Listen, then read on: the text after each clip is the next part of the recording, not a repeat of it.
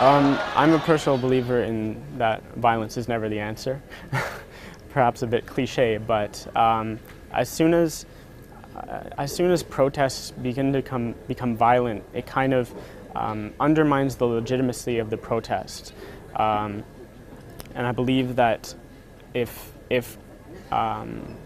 change is to be made, it should be made through collaboration, through discussion, through table talks.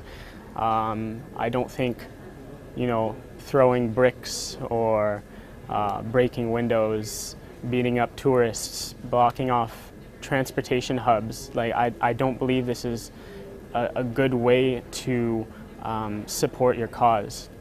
And I think it's been seen with a lot of, the counter-protests against the violent rioters. I believe police have been more than showing restraint, because they've been attacked with, bricks and various other harmful objects, and they're still doing their best to just control the protests. They're not aggressively striking back as you might see in other places around the world.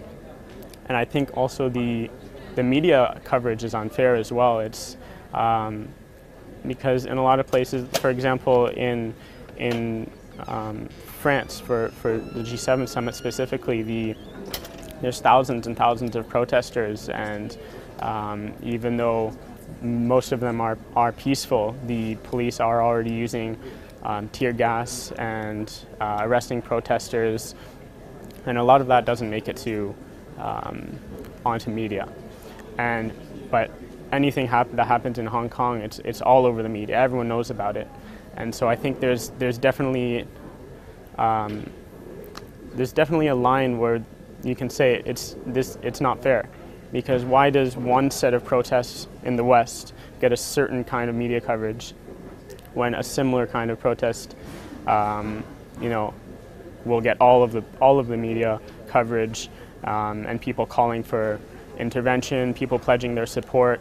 I think that a lot to blame is, first of all, the small portion of violent protesters in Hong Kong, as well as the media. A lot of media is just not reporting very accurately. I believe any country's sovereignty should be respected.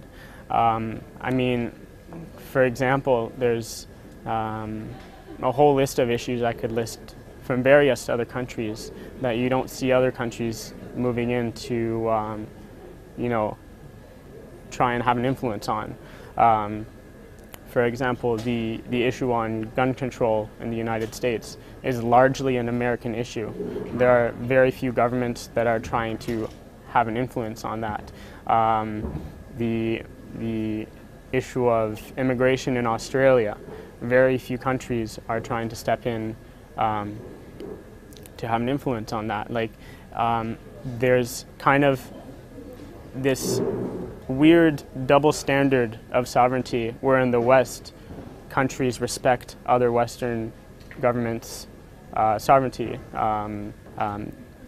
Their sovereignty is all respected, but as soon as it comes to China, for some reason that standard changes.